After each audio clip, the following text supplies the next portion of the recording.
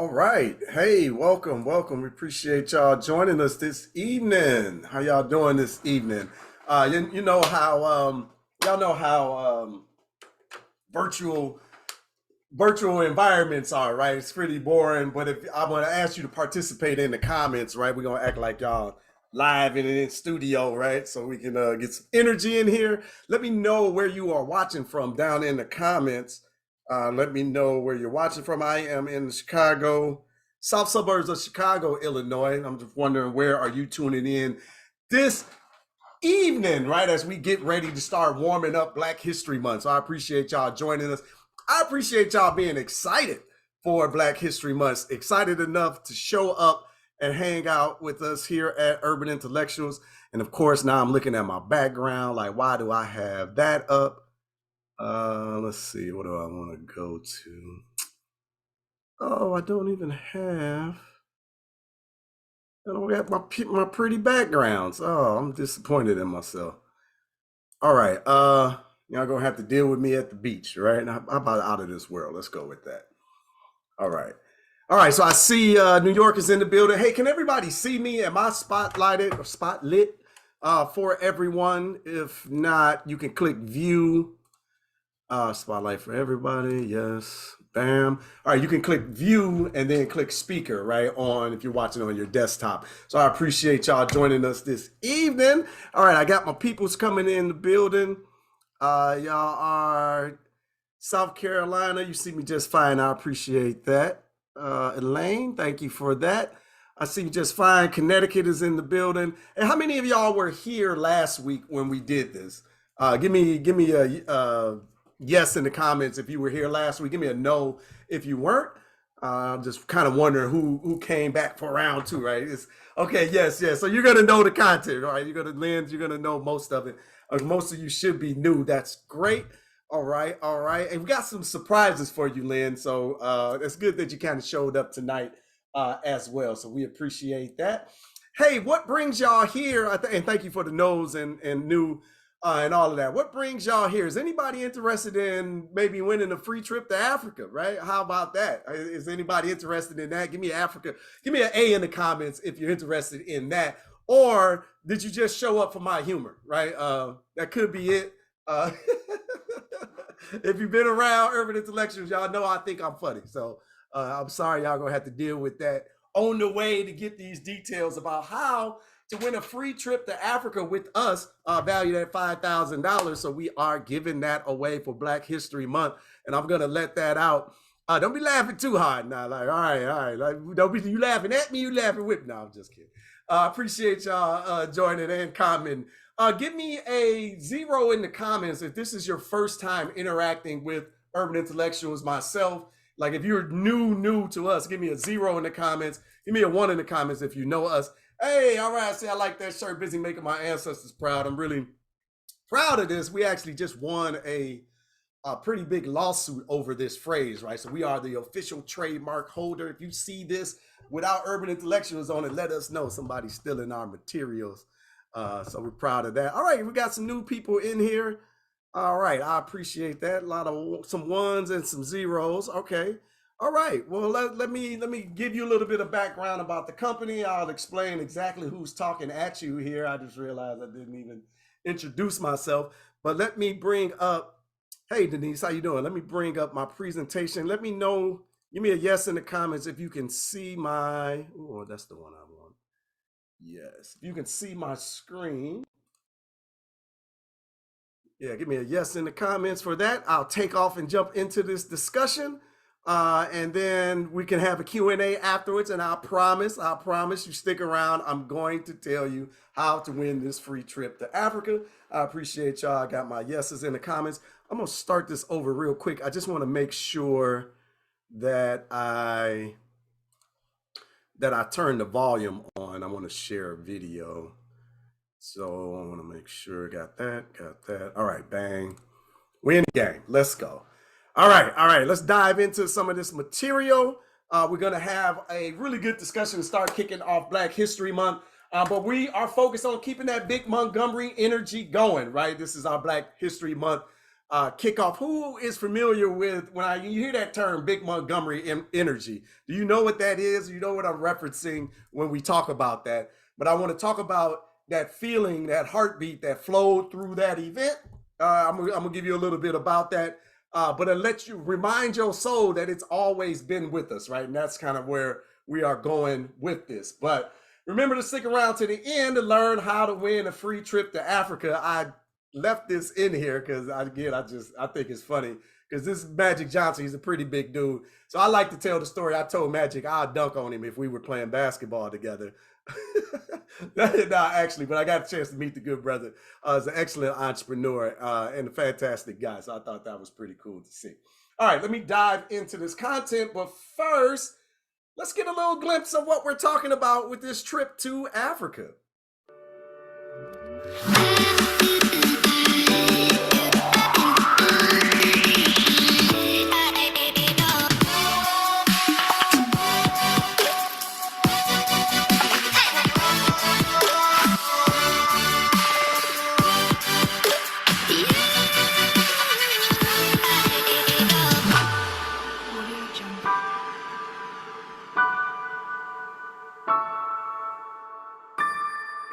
Anybody recognize that place? Do you know where that is? Did that get you excited? Do you want to go on this Black History travel experience with us at Urban Intellectuals, right? Anybody know that country there that we're referencing? Let me see it down in the comments. I always get tripped up on that. But here we go with the Big Montgomery energy, right? This is what we were talking about. Do you recognize this, right? Do you recognize the boat, the swimmer, and the altercation that had happened in Montgomery? But those of you that may not remember, let me remind your spirit, right? Check this out. Who remembers this?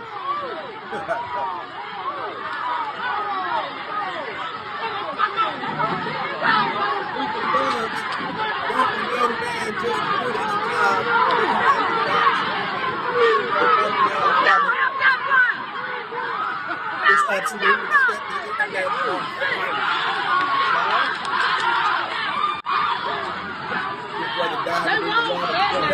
that boy swimming his ass over there. Yeah, that boy. Get up there, young boy. Get up there, young boy. Get up there, young boy. Yeah, what's up? I was talking a minute ago. Yeah. Woo! Woo! Woo! Yeah! Woo! Be that.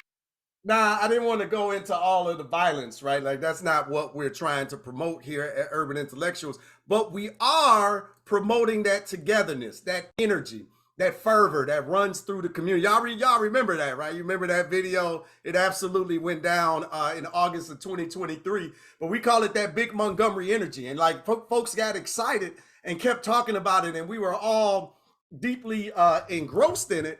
But our conversation here at Urban Intellectuals has always been, why don't we always got this type of energy? What would our communities look like if this is what we were up to all the time? And not the violence. I'm not talking about the fighting back, although I do believe like that's important as well, right? We have to be able to defend ourselves. But I'm talking about economically. I'm talking about politically. I'm talking about in the educational system. I'm talking about when it comes to mentoring our children in our neighborhoods. I'm talking about when being a steward of the community. I'm talking about being a better parent, being a better family member. What if this energy that we got from that social media, this altercation, that fire that flowed through the community, what if this overflowed into all the other elements of our society? What if it wasn't just that moment? What if we kept this Big Montgomery energy going into the new year and beyond? But the purpose of today is to want to get you excited about that, right? Like to remind your soul, like this is who we are on this planet, but to also remember that this energy didn't just appear. That wasn't just something that happened as an isolated incident. In fact, when you dig into our history, you dig into our culture, this energy has always been there, right? And I want to talk about some historical figures that remind us of that, right? And we want to make sure that we highlight them so that we can keep this energy flowing into the future. As I go back to my slides over here, I got to figure out how to play it without redoing that, right? But this is the energy that we want to bring into Black History Month. This is the energy we want to bring into 2024. But again, we want it to spread out and not just be about this moment in time in Montgomery, Alabama, but bringing us together collectively as a people and doing the work that we all know is important and what needs to be done. Y'all with me on that? Okay, y'all with me on that? Amen. Yes, in the comments, if y'all with me on that one, right? Like we need this energy. I like that. I like the energy, right? And I like the defense of the brother that was doing his job, but we need this in our communities every day. We need this. We need people to be just as serious about sharing that moment, talking about it, being energized about it, as we are about the PTA meetings, right, at our school, about the field trips with our young people, about the mentoring opportunities in our community, and being there for our people. This is the energy, the big Montgomery energy that we refer to here at Urban Intellectuals, right? But we want to keep that going. But who's this guy talking to you? And where did all of this start? Where did all of this come from, right? Black history is the onus of our company, but it came from this young man. We call him 94. So I want you to meet 94. This is my father, my dad, who instilled the importance of history and culture into me, right? So I definitely want to pay homage to him, but give you an idea of how this kind of started. Again, we call him 94 because he's 94 years old. I was just hanging out with him this weekend. I went home to Michigan to hang out with him. But he was born in 1929. He's like walking history, right? Our elders are literally walking history. But he instilled this importance in me and is really the backbone of how we got here as a company. But again, who's talking to you? My name is Freddie Taylor. I'm the CEO and founder of Urban Intellectuals. We make it fun and easy to learn Black history. And one of our things that we say here at this company is we are doing important work, right? And this isn't an arrogant statement. This is a statement of fact, right? This work is important, but not because of what we're particularly doing, but who we serving. And who are we serving? We're serving you. We're serving the matriarch, the patriarch of your family structure, of your community, of your neighborhoods. We serve the people who inspire and educate the children, the next generation. So we say we're doing important work because we serving you, and you're doing important work because you are navigating the system, you are building your family, you are leading the next generation. So collectively, all of us here are doing important work. This is one of our core values at the company here at Urban Intellectuals. But I like to lead with that because this is fun. This is fun. Is, you know, like I say, I like to joke and I like to think I'm funny. I like to engage ourselves, even though it's history, it doesn't have to be boring. But just because we're having fun, just because we're on Zoom, that doesn't mean that the essence of what we're talking about isn't of critical importance, not only to ourselves, but to our collective futures, right? So we're doing important work. And I want to thank you for being here tonight, just showing how dedicated you are to this mission, right? So I think that's wonderful. But how many of you have seen these? These are Black History flashcards. These are our #1 selling product here at Urban Intellectuals, but that we've been seeing in Target, Essence, on NPR, News One, Fox Soul, Black Enterprise, and just a myriad of other places. But these Black History flashcards are our flagship product. We've sold over 400,000 decks in all 50 states and internationally. There's 5 in this particular series. I'll go into a little bit more depth later. But one thing that most people don't know about us is we actually have 18 products, 18 physical products that we've created that centered around Black history and culture outside of our t-shirts, right? Outside of our apparel, our hats, our mugs, and things like that. Not including those. We have 18 products centered on building Black history and culture. I see someone, LaShonda says she has 2. Appreciate you, good sister. Hopefully you love them. But we have Black history playing cards. We got a STEAM bingo set, science, technology, engineering, arts, and mathematics. You better not say it's like a Black Taboo game. No, that company that's selling Black Taboo is not us. So if you have shipping issues and problems, that's not us. Black taboo game is called You Better Not Say, right? And it's back in stock. I'm excited about that. It's been a challenge to keep that in stock, but we are ready to rock and roll. We also have a division of the company called the Sankofa Club. The Sankofa Club is the #1 Black history club for children, right? So we teach live Black history classes twice a week inside of the Sankofa Club in Zoom sessions like you see here today. Taught by our world changers. You see a few of them in the pictures. That's what we call our teachers inside of the Sankofa Club. There is also a myriad of other offerings inside available to Sankofa Club members. But we have, once the classes are recorded, once they are taught live, they're recorded and then archived in the members section for our users to come back and enjoy as many times as they want. There are over 254 classes already inside of the Sankofa Club waiting for our children to engage. There's 537 students, and it's available 24/7 on our platform. I mentioned all of this because at our core, we are a Black history company.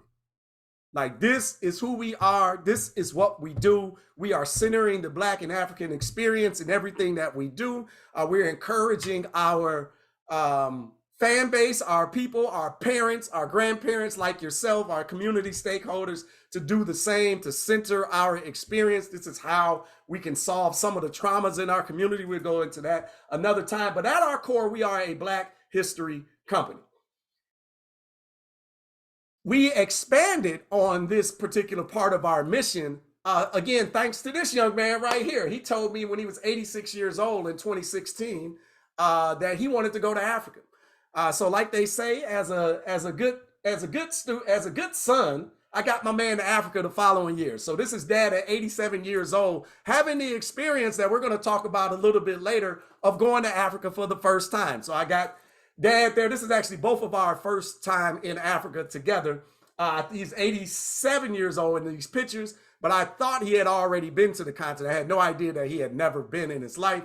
So it was great to share that experience with him. That's us in Accra, Ghana, enjoying the scenery, the history, touching down on the motherland in the first time, and just having that experience. How many of you have been to Africa? Anybody been to Africa? Give me a yes in the comments if you've been to Africa. If you haven't, you can say no. But if you have, let me know where you've been as I keep going through this. Dad and I became international travel buddies. The following year, we went to Granada, Spain. That's this there on the left. This is Dad at 88 years young, by the way. Then we hopped the water of the Mediterranean and went into Morocco during that year as well. And like, what I'm showing you these things because as Dad and I traveled, our point was to go see the history and culture, to go find Black history and culture. So you might say, what Black history is in Spain? Well, it turns out Granada, Spain is in southern Spain, and we were there at the Alhambra, right? So that's us overlooking the Alhambra on the left. The Alhambra is the last Moorish stronghold in Europe. The Moorish used to rule southern Europe and Spain and Portugal for almost 800 years, right? Which is a conversation that's never really had, but we had an opportunity to go and see it, right? This is our international travel buddies. I'll talk about a little bit of that a little bit later, another time. If you show up in one of our travel info sessions, you will get that background and that story. The following year, we went to Paris. This is me and my brothers, a couple of my brothers. One is missing. And Dad is a Civil War buff, a war history buff. That's what I'm trying to get out.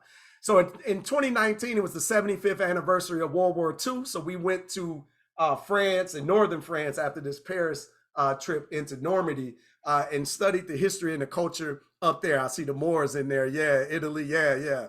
We're gonna go into that a little bit too, Lisa. Good job. Nice point there.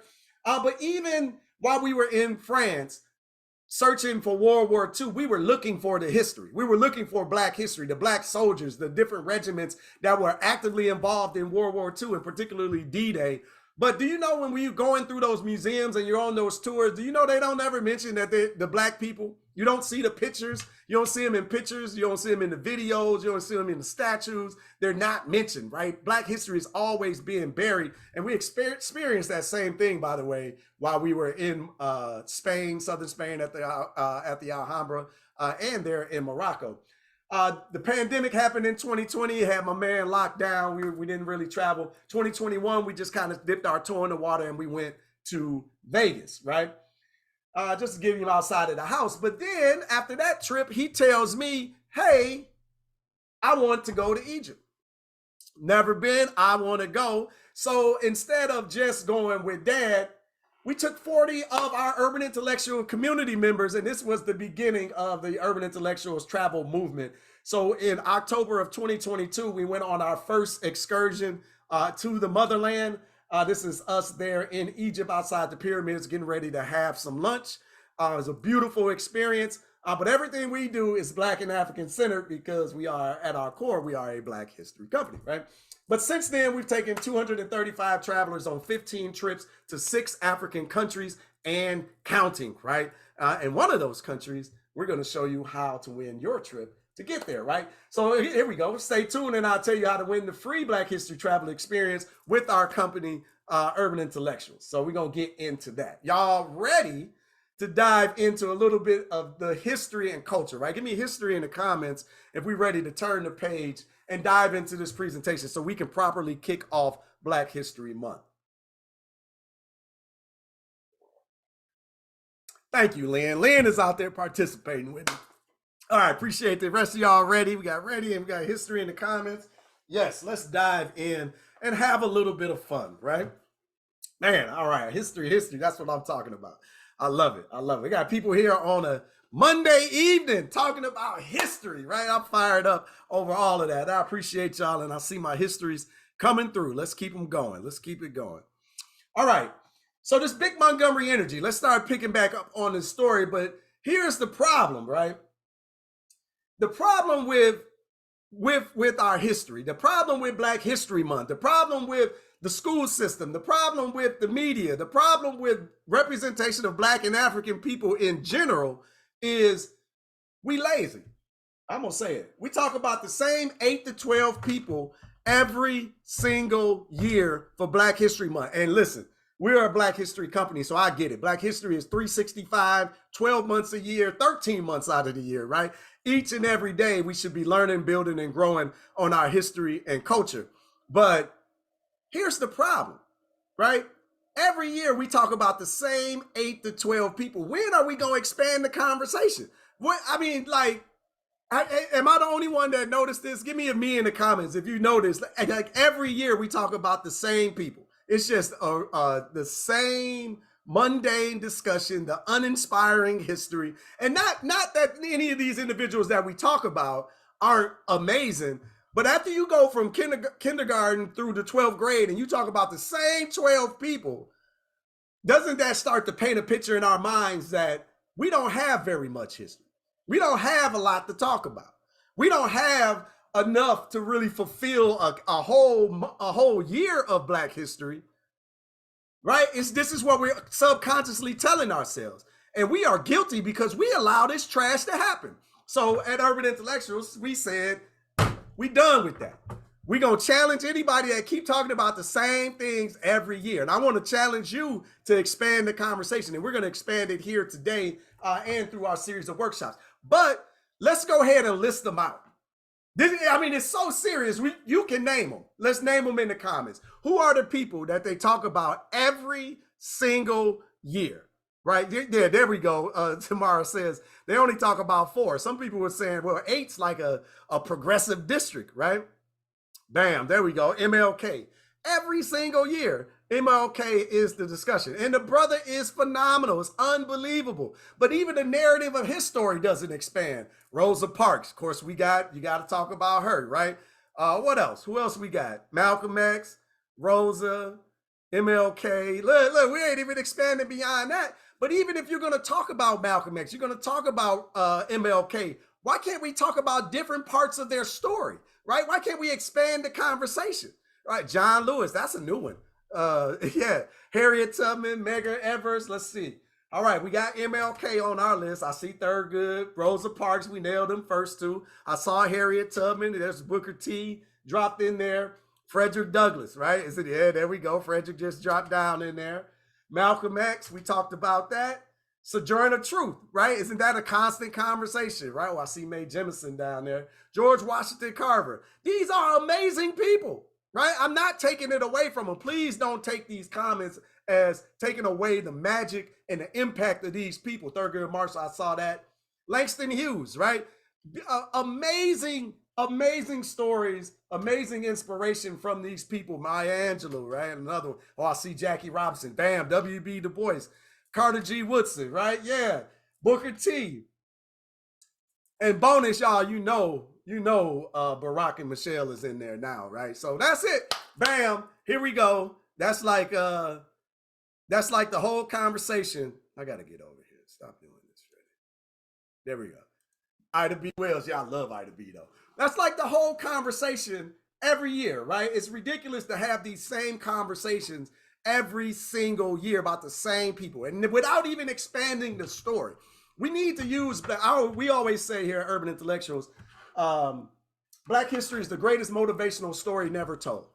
And I always say never told because we just keep talking about the same 8 to 12 people. There's so much deep, we literally, it's not even being facetious. We literally have tens of thousands of amazing history on this planet.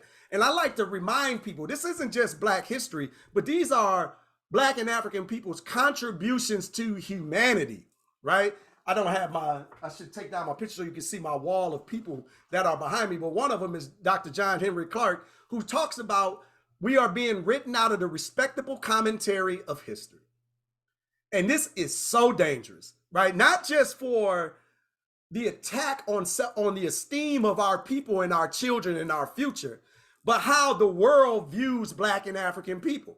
They've also been miseducated about who we are and who we have been on this planet. This is what makes it so dangerous. So now you got the creators of civilization, the founders of science, technology, engineering, arts, mathematics, language, medicine, surgeries, astrology, everything you can think about. You got the founders of the people who brought these things to the world being written out of the respectable commentary of history. This is a dangerous game that we playing by acting like none of this is important and all we need to do is go chase more money, more dollars, and it's going to solve our problems. It is not, right? We got to get a grip on our history and our culture and what we're learning as a community, and more importantly, what we're pouring into our children and our grandchildren, right? We are framing how they see the world. I'm going to get into that a little bit, but the question is why? Why do we talk about the same people every single year? And I got a slight list, another list I'm going to go through just real quick though. We lazy. Can we be honest? Can I be honest with y'all today? We lazy. I don't know how else to put it. Oh man, I don't really want to go through all of the history. I can't figure it out, right? We lazy, we distracted. We on our phones, we caught up in our social media lives. We're not placing what's important at the forefront of not only our family, but our children's, our future, our outlook, but our children, right? We're not invested. We're not thinking like this is a very critical discussion. And I think I'm gonna get into a little bit why I think it's so important, right? But we don't believe in Black people. If we don't believe in the excellence of Black people, why would you go through all the trouble it would take to start putting together powerful Black history and narratives and stories for ourselves and our young people? A lot of us don't know our history. Who's willing to admit that you don't know the most about our history, right? Anybody? I get a me in the comments. Am I the only one, right? We could definitely know more. But I think the history and the culture is important because it helps how we frame the world. It helps how we see the world, our understanding of history. I see my honest people in there. I appreciate y'all. But you know we've been miseducated in this society. And it didn't just start, and it's not just gonna go away, right? We got to do something about it. We don't value history. Nobody has really talked to us about how and why history is so important. Again, we don't realize how important this is, right? This is a pretty important step, a discussion that we're having, right? Pretty ignorant about some things, not so much about others. Excellent, Lisa. Yeah, that's just the truth, right? accepting that the schools know better. They've been teaching in schools. That just must be what it is, right? But we're not invested in taking control of this particular narrative, right? The first teachers of your children are you, right? You and the grandparents, right? I know my grands out there are getting busy and getting involved, right? But we got to start taking control of the education and the outlook of our young people, right? We weren't able to take control ourselves, and we got miseducated through the system. But we don't have to just send our children out to kill their history in their minds, right? We need to step in and use that big Montgomery energy and make sure that we're implementing that in our families, right? Grandmother on deck. Yeah, I know my grands are out there. I appreciate y'all. But look, let's expand the conversation for inspiration, right? I said it's the greatest motivational story never told, but we need to see ourselves doing great things and others doing great things in our lives, right? It's great things in order to do great things in our lives. Some people are exceptions. I'm pretty sure some of y'all are out there, but look, the vast majority of people need to see it to believe it. They got to see it to believe it. So we got all of these powerful stories inside of our history, but we're not using them effectively. And that's going to be my charge and challenge for you today. The fortunate thing about our history is it's filled with so many examples. All we have to do is start to dig in and look. And now here's a question for you. Let's say you was in this picture, right? You see that your face is here, right? And now you open up a Facebook page or somebody texts a picture of a big group and you're in it. What's the first thing that you look for? Right, in a group picture, what's the first thing that you look for? Somebody tell me in the comments.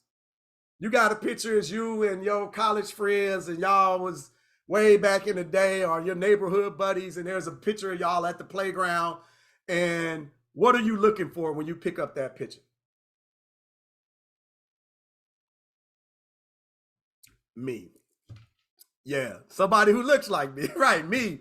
How many other black people in the picture? Yeah, diverse. I'm looking. Yeah, but 9 times out of 10, if you know you're in the picture, you're looking for yourself. You could be all the way in the back, outside this window, in the back, under that tree in the back. You're gonna look for yourself, right? Because that's just human nature. This is what we do. This is just a natural thing. There's nothing wrong with it.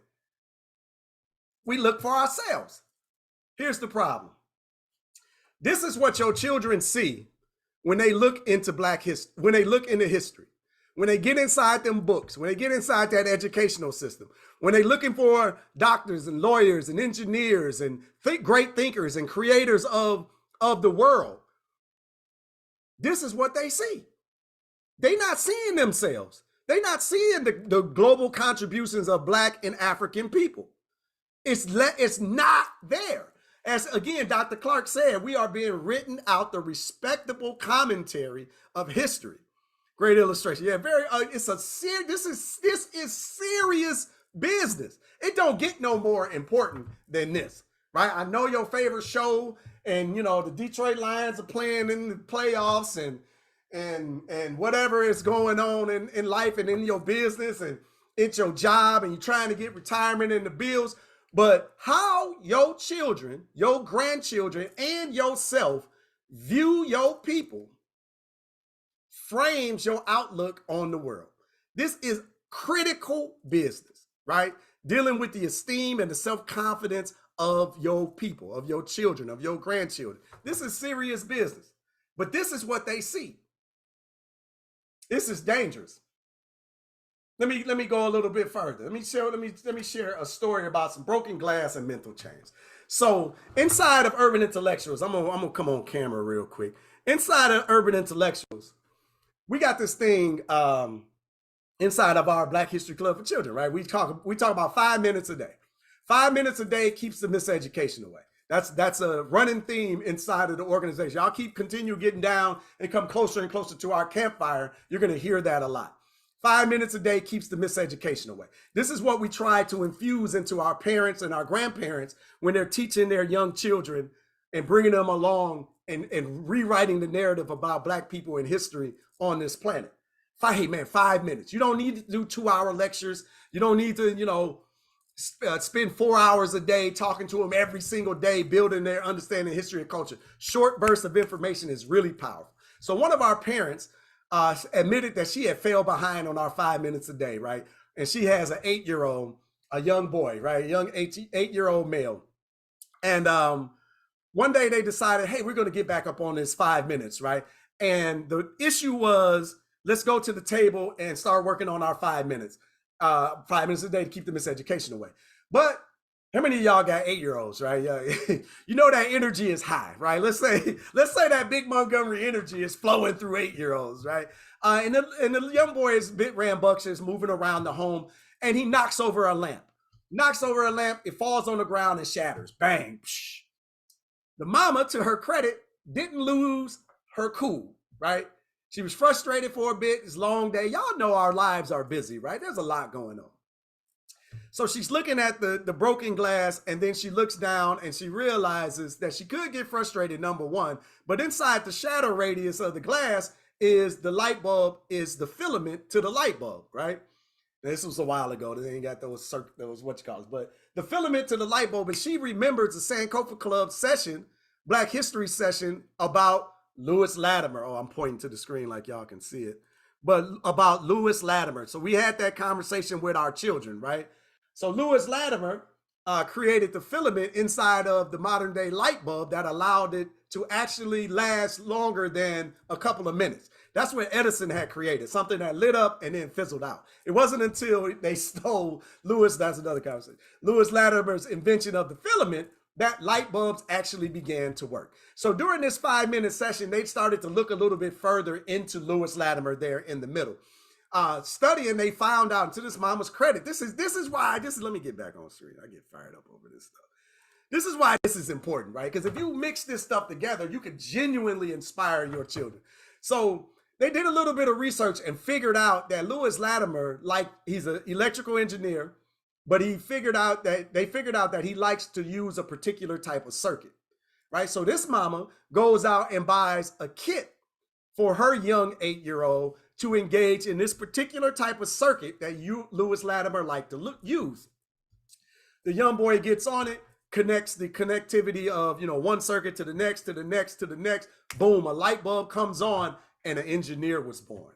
Now the young man, he actually lit something up, right? He created light, and an engineer was born. It was at that moment that he realized, like Lewis Latimer, that he could actually do this himself, right? He could be an engineer just like Lewis Latimer. Remember, I talked about our people need to see it. Some people need to see it. If you're part of that rare 1%, 2%, 3% that don't need examples in your life, you realize you are an anomaly, right? And that's great. Fantastic for you. The rest of us don't operate that way. The rest of us need inspiration. They need to hear stories of people that look like them, that come from places that they come from, positively impacting the world around them, right? And it inspires and it motivates them. So our job as parents, our job as grandparents and stewards of our young people and stewards of our future is to find stories, find situations that relate to our young people, and show it to them so that you can inspire them, right? An engineer was born out of just a couple of minutes, right? A little bit of work of pouring into our young people. Y'all with me on that? Y'all with me? Let's keep going. I'm gonna keep going. I'm assuming y'all with me. Okay, yeah, we need to see. Thank you, Phyllis. Appreciate that. All right, so here's my goal for our discussion today. We got this thing. I want to light your flame, right? I want to light the fire, the passion, the love of Black history and culture inside of you. I want to light your flame. I want you to be on fire about Black history and culture like I am. You don't got to go build a business about it, but I want you to see and understand that this information is power. It has the opportunity to inspire you. But if I can light your flame and get you excited about this, you're going to turn and do that for your family. You're going to do that for your children. You're going to do that for your spouse, your grandchildren, the people around you. You're going to start sharing these stories of impact and power and light other people's flames, right? Because when you're on fire and you light somebody else's flame, it doesn't diminish your flame. So if you're passionate about this, you're trying to spread this information for the positive impact that it can have on others around you, right? So that's my job today. I want to get you excited. I want you to know that you don't got to know everything. You can use our products and services, right? Of course, to help you along this journey, to help you spread the information. But I want to get you fired up. I want you to see that you got an amazing tool in Black history that can inspire not only yourself and to play bigger, but to your children and your grandchildren and the people in your family and your community, right? Because once you start to really understand our history and our culture on this planet, then you understand that you can't afford to play small. The ancestors have literally been through hell and back for us to have these opportunities that we got, right? So when you start to dig into that, when you start to lean into your history, your culture, when you start to think about the oppression and the sheer terror that your ancestors survived in order for you to be here today, you stop playing small. You stop saying this is good enough. Nah, you work a little bit harder. You dig a little bit deeper. You lean into your family a little bit more. You love a little bit harder because you have an obligation. You have an obligation. People don't want to hear that, but you have an obligation to the ancestors. They went through hell on earth for you to have these opportunities that we got, and we're not maximizing them. We coasting, we laxed. And then and I say we because that's me too, right? This is me too. But we have an obligation. And when we get to this discussion about Africa, we get you over there, you travel with us, and you get to start seeing some of the history and the culture up close for yourself. You get in them dungeons, you get in them slave dungeons in Ghana. I get you on that west coast of Ghana, right? That Cape Coast. I get you down there in Elamina, and you back there by yourself in that door no return looking at you. And them spirits are there. You can feel that energy. And then you learn about the hell that they survived, right? The fact that all of us are here, that means somebody in your ancestry literally went through hell for you to have these opportunities. So you'll stop playing small. That's why I know Black history is a powerful motivational tool, right? Because when you start to get an understanding of just how special you are to be here and have these opportunities, we got to stop playing. You got to stop playing. This is serious business, right? We only get one go round as far as we all know about life, right? But here's the caveat. Here's the catch. You're a future ancestor. Ain't nobody on this call gonna make it out of life alive, right? We all gonna pass. We all got to take a brick and put it in the foundation for the next generation. You got work to do, and the expectation is high. And I know that if you start to understand and appreciate your history and your culture a bit more, you will lean in a little bit harder. You will love a little bit more. You will start to embrace the community and the neighborhood around you, and you'll start to get how we need each other. Remember that doc, right? They started defending the brother that was just doing his job. We need each other. This is how we have always been on this planet, and we're digging into some of that history, but we need us, right? And a lot of this starts to get driven home when you start to appreciate and understand your history and your culture. All right, keep going, Freddie. I get fired up, man. So I try to slow down and make sure that I'm not running too fast. But this is serious business that we're dealing with, right? So now let's get into some of the Black history, right? I want to expand the conversation, and I'm going to start with one of the people that y'all mentioned, right? And I love, oh, come on. There we go. So somebody mentioned Mary McLeod Bethune, right? And I think she's really important to the story. But again, we don't tell it right. We got to start taking control of our history. We can't allow other people to start controlling our narratives, right? We know what we need to hear. We know what's inspiring to us. We know how to talk to us, right? So we got to stop allowing other people to write our history and culture and start to write it our way, right? So Mary McLeod Bethune is interesting to me because she was born to sharecroppers, right? Give me a me in the comments if you know what sharecropping is, right? So she was born to sharecroppers and grew up on the plantation that her parents were enslaved on. So sharecropping is what Black folks did right after the released from slavery, right after the Emancipation Proclamation, right?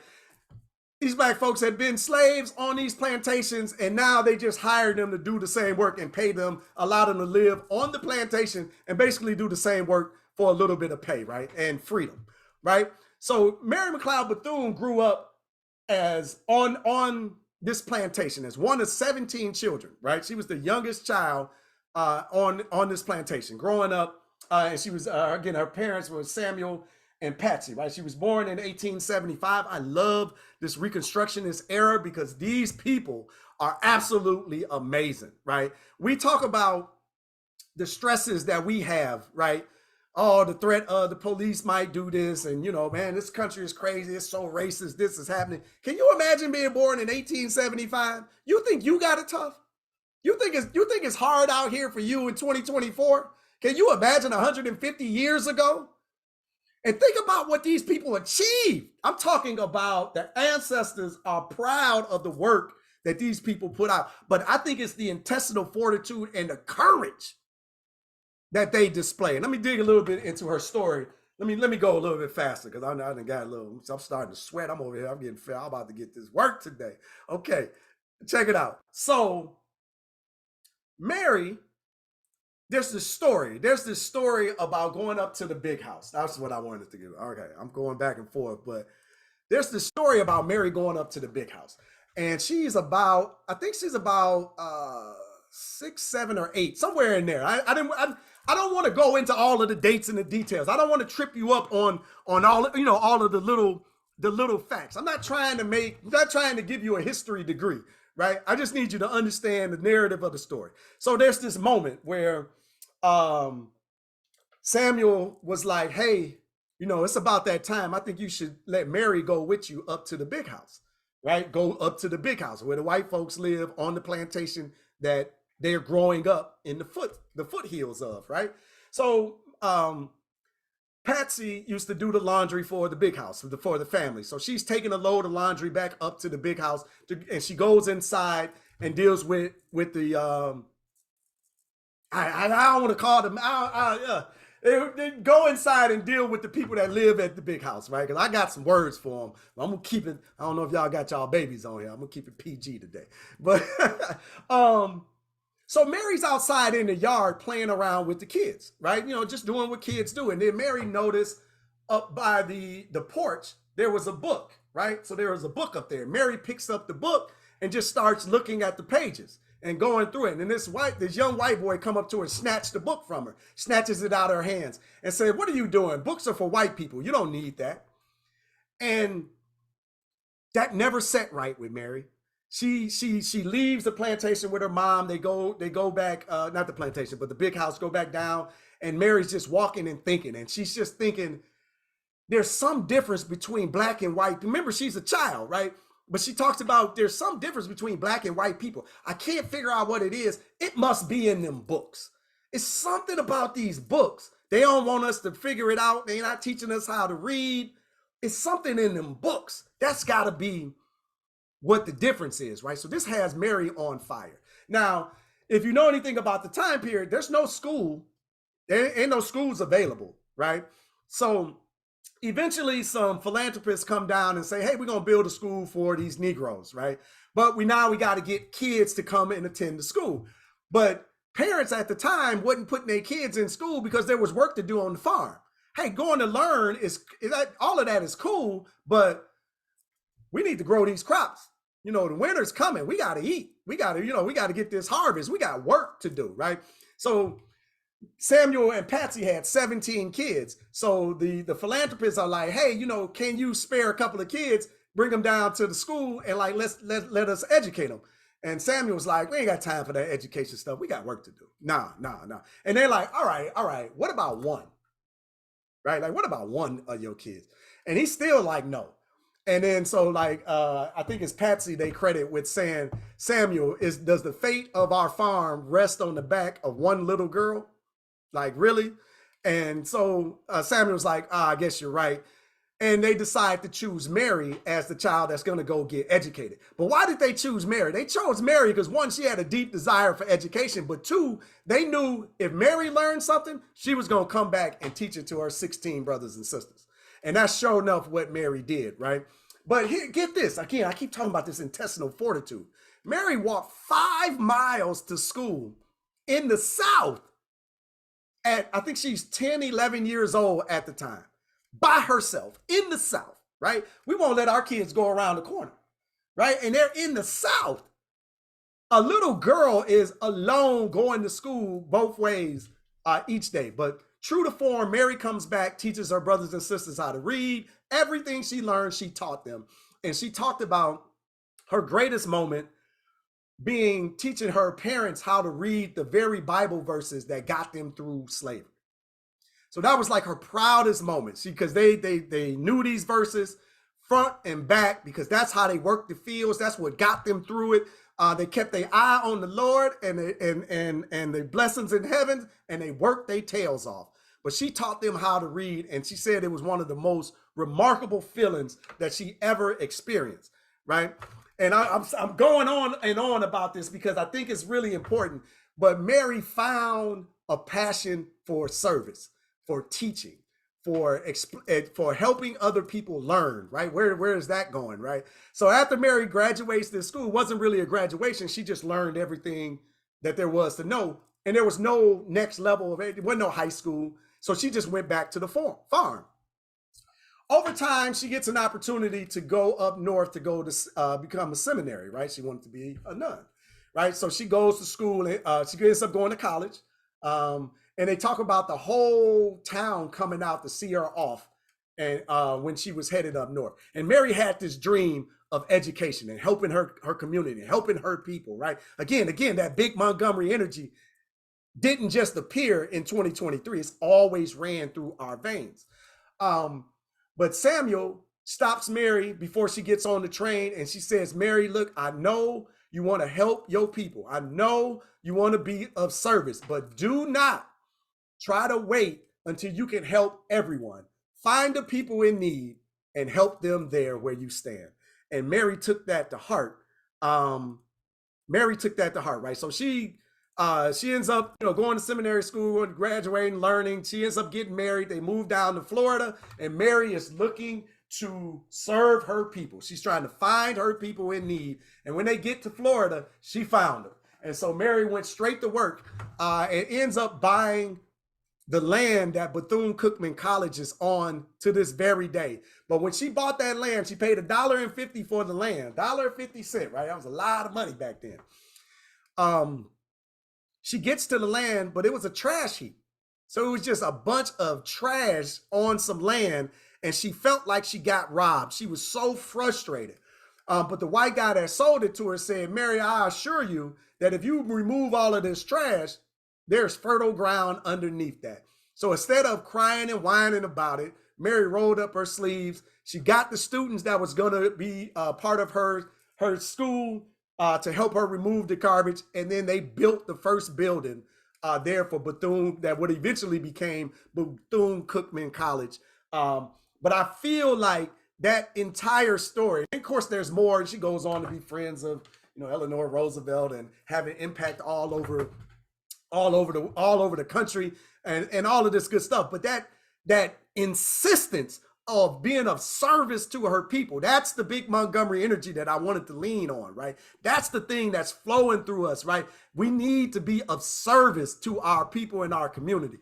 But I like that story, and I love to teach that to young people because they dream big, just like Mary did when she was a child. But if you take that big dreaming and that flame, that fire for service, that fire for helping one another, and you continue to nurture and mold your children, they'll go out and change the world, right? That's like a guarantee, right? So it's stories like that was woven all through our history that we have to share. Another story, Maggie Lena Walker. Anybody familiar with this woman, right? Again, born in 1864. She has a really interesting history because her mom was ex-slave, right, who was emancipated as well. but her father was an Irish Confederate soldier, right? So imagine that dichotomy, right? Like you got, and of course he didn't wasn't active in raising her, and all of that good stuff. So think about that background in this time period. I just think the people in this time period are different. But I love this woman because she's the first woman to start and charter a bank in the United States. I'm not talking about the first black woman. I'm talking about she's the first woman, period, in the country to do this, right? It was called St. Luke's Pity and Savings Bank in 1903. A tremendous feat if you think about it, but she's credited with talking about it's time to turn our nickels and dimes into dollars, right? Our nickels and dimes into dollars. What do we need to do today? We need to, remember I talked about this big Montgomery energy, not just being on the boat dock, but spilling over into our collective economics, spilling over into our political system, spilling over into our school system. And this is what this woman did with her platform. So not only did she start a bank, but she started to educate the black community on financial issues and teaching them how to invest and grow their money and save and be and budget and all of these things. But she started a general newspaper and a general store to start serving the community, right? You see a community in need, let's start building these things for them. But she was using her newspaper for activism, right? And we sit on social media and we say stuff, but if you think about this time period, like she was organizing, she was using her newspaper to organize, what do you call it? Boycotts, right? So the Montgomery bus boycott wasn't the first boycott, right? Like black folks been using this technique for a while. But she was using her newspapers in order to spread the word about, hey, we boycotting this particular time, right? But I mention that because of the courage that it takes. They're literally lynching and hanging folks for participating. So if you starting it, you had to know that it's going to be some smoke that's coming to your door. But they did it anyway, right? I just think about the boldness and the character and the strength and the belief in making a difference. Like it's today, we've been watered down to think, hey, I got mine, you better get yours, right? That individualistic game, that ain't gonna fly. We losing, right? Like we got to start to figure out how to rekindle these types of energies, right? This big Montgomery energy that definitely flowed through Maggie Lena Walker, right? Can you now, to my women out there, can you imagine starting a bank as a woman in the early 1900s in the United? Can you imagine starting a bank as a woman today? Right? First, let's go with today. Let's say you wanted to start a bank today, and I don't care if you was a lily white woman, you was gonna catch smoke over starting a bank today. So you talk about 120 years ago? What type of people are these? These people are absolutely amazing, right? But this isn't the energy that we tell the story around. We just tell the stories like, yeah, Rosa Parks was tired. She just sat in the bus and she this and that. Then you don't even talk about the activism work that Rosa did years before that boycott and years after that boycott. There's no mention of her at all. We just water these people down to a couple of bullet points and move on. But their stories are rich. Their courage is inspiring. And I dare you to put that in not only yourself, but your young people, your children, your grandchildren, your great-grands, your neighbors' kids. I dare you to go to your church and mentor the children there, right? Like this type of intestinal fortitude is what we need as a people moving forward. And they're locked inside of these stories. I know I'm looking at my time, so I'm trying to keep going, right? But we can go much deeper into Maggie Lena Walker and her history. But again, I'm not trying to just tell you everything about her. I'm just trying to show you that our history and our culture can be used as inspiration and motivational tools, right? That's what this really is. Now, this is my man. Anybody familiar with Rube Foster? Give me a yes in the comments if you're familiar with Rube Foster. Give me a no if you're not. That's fine. I'm just gonna give you a little bit. See some no's. The AK organization. Yeah, I think they did start a savings and loan or something like that. The AKA organization did.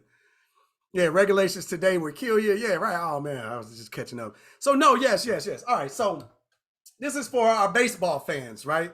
But again, I'm gonna tell the story a little bit differently, right? So here we go again. 1879, Rube Foster is born, right?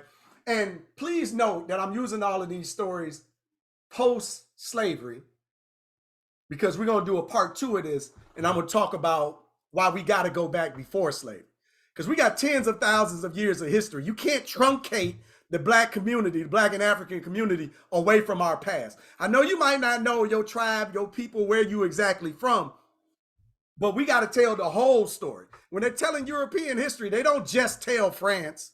They don't just talk about Germany, right? They give you the Greeks, they give you the Romans, they go back to all of their people, right? No, they're not a monolith. All right, I don't want to get too off because I'm gonna go in on that in the middle of the month. But this brother Rube Foster, again, that same time period, 1879, he absolutely loved baseball, right? By 17 years old, he was, he dropped out of school. He was traveling full time and being in the Negro baseball leagues, right? And we tend to think about the Negro baseball leagues as being like one league. There were a bunch of them, right? Before the consolidation happened, there was a bunch of them going on. But this brother Rube was a serious innovator. He is credited with creating the screwball. I'm not a baseball player, but if you're into baseball, he's the one behind the screwball. And they used to sneak him into major league camps to teach some of the pitchers his innovative pitches, right? They say he was one of the greatest pitchers of all time. He was inducted into the Major League Baseball Hall of Fame in 1981, way after his death in 1930, by the way. But in 1919, he he started the Negro National Leagues. This Negro League is probably one of the most popular, but it's the story of Rube Foster behind it. And I bring this up because I feel like Rube's story teaches us about community economics and working together, having a bigger picture and understanding ownership, right? And when I get into this little story, it'll make more sense to you. But the business of the Negro baseball leagues were huge, right? So they traveled around the Chitlin circuit, right? Y'all familiar with that? They traveled around the Chitlin circuit playing these games. But it was very important for Rube that when they went into these baseball stadiums, they didn't just get Frito-Lay and the white businesses to come and supply the food, the concession stands, the entertainment, and all of that. They hired black businesses. They got the black food companies. They were eating and involved. They used the black entertainment. They built up. They used black trainers. They used black coaches, black managers. Everybody in the community worked the stadium. Like when they traveled, there was a whole system of economics that moved around with them, right? And this was the game was very popular in the black community. It was very well supported, but there's a whole economic system that circulates around the Negro baseball leagues. And the Negro baseball league started to gain serious popularity and starting to rival Major League Baseball. And why? Because the wars, right? America was involved in wars all over the globe. So they were sending eligible young men off to war, right? And y'all know how black people are. We just tend to be entertaining, right? So you remember like Ozzie Smith running out doing backflips and all of that, and before he catching the ball, all of this was going on back then in Negro baseball, right? But it was like a nice entertainment. It wasn't just built on Babe Ruth home runs. It was built on base hits and stolen bases. It was just a really exciting brand of baseball, right? So, but Rube is important because he understood working together and teamwork. That's what I think is like missing with us a lot. But Rube had put together teams that were dominating his league. But instead of just winning championship after championship every year, he would trade away his best players in order to get parity in the league. Because he knew if his team just dominated and won, that's cool, but the business of the league is going to start to go down. And the other owners inside of the league, of the individual teams, they're going to lose money. They're going to lose revenue. People are going to lose interest. It's going to die off. So he didn't want to just win. He wanted everybody to win together, right? All of this is really important because he understands that we need us. Okay, it ain't just about your individual achievement, like somehow we've bought that today. So there comes a time where Rube was he was exposed to some poisonous gas or something in like 1927, 20, like a water, I mean, a gas leak, something. The brother did a stint in the insane asylum. He had kind of lost it, right? And then he ended up dying in 1930, which was really tragic because the Negro Leagues really suffered without his type of leadership and his vision for what they were building.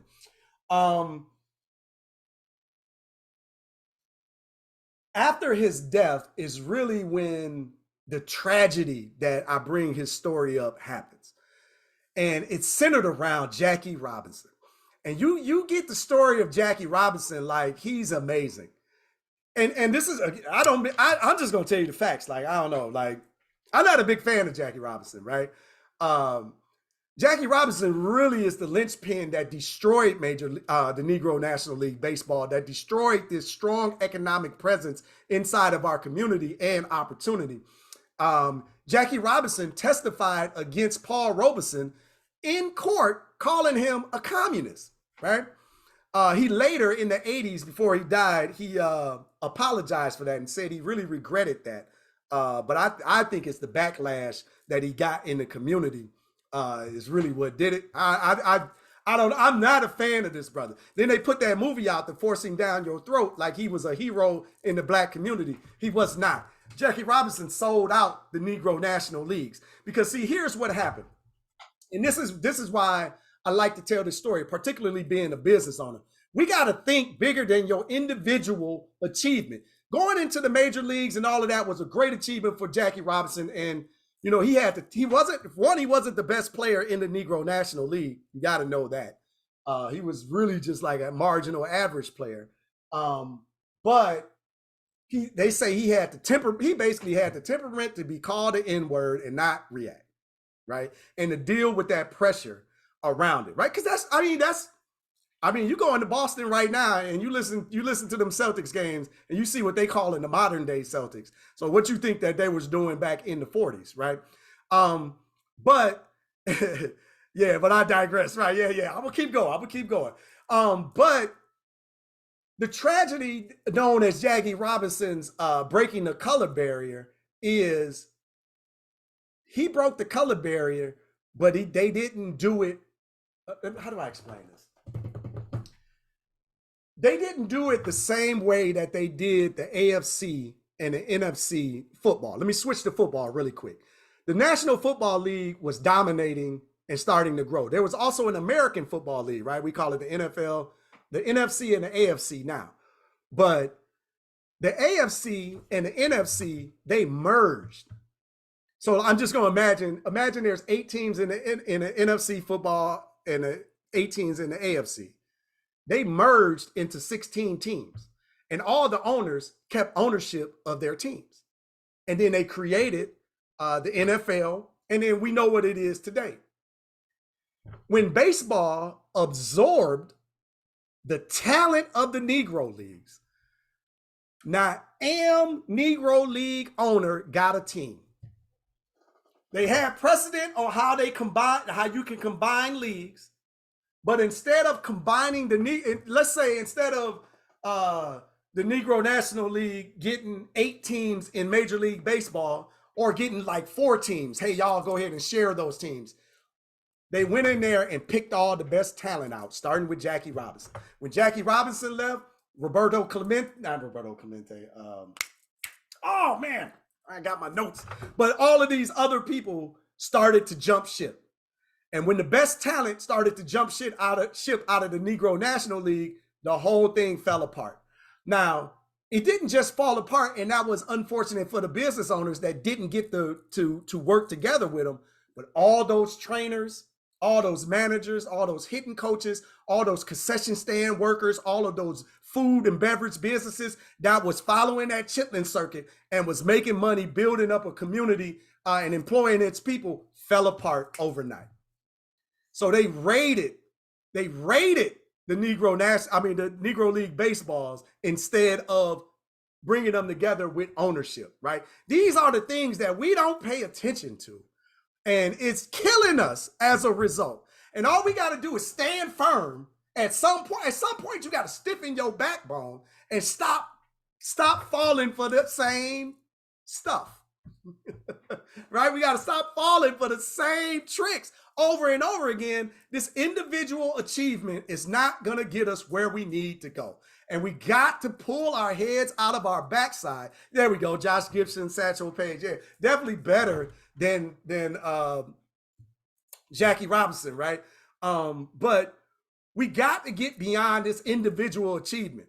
You're gonna be out there in Silicon Valley all by yourself, stressed out with a therapist because you can't relate to the culture around you. They not trying. You can't. We are not an island out here, right? I don't want to keep going too far, but we got to start understanding group economics, working together and teaming together. Because if the Negro League baseball would have got 7 teams or 8 teams, it'd be a completely different Major League Baseball, right? We wouldn't be talking about we ain't got no managers. We need some managers. We need some head coaches, right? Like you would have ownership and people. What do people hire? People hire people that look like them, right? This is why we're crying and saying, oh, we need ownership, equity and ownership. Man, you had all of the eyeballs. All you had to do is not join them. Or demand that, okay, if we join, we're going to need 6 teams, right? And ownership. We got to start working together. But I believe the brother Rube Foster drives home part of this story, right? And this is why I think it's important to include him in our discussions. And I want to come back to this because I mentioned the importance of going back beyond slavery, right? I mentioned this conversation. We got to go back beyond the chasm known as slavery because there's so much history and culture that lies on the other side of that. So briefly, I just want to give you a little bit into the Moors, right? Any of you familiar with the Moors, right? So the Moors ruled Europe, Southern Europe, Spain, that Italy area, right? For about from 711 AD to 1491, right? Let me bring this back up to 1491. But they brought the age of enlightenment. You're taught that during this time period was what? The Dark Ages? Who's familiar with the Dark Ages? Yeah, the Dark Ages, right? Man, there's no intellectual enlightenment going on in the Dark Ages. People, Europe fell into darkness. Europe fell into darkness because they were disconnected from Africa, right? And Africa was the center of knowledge and science on the globe, right? But Europe fell out of favor with Africa, right? For a myriad of reasons. We can definitely go into all of that too. But this is what thrusted them into the Dark Ages. They were disconnected from the source. So the Moors decided, okay, let's go up here and educate and enlighten these people. And this is what was going on from 711 AD to 1491, right? And that's when Spain and Portugal and all of them started to get risen out of the darkness because the Moors is up there building sewer systems, building streets, building libraries, building universities, and reestablishing civilization there in Southern Europe.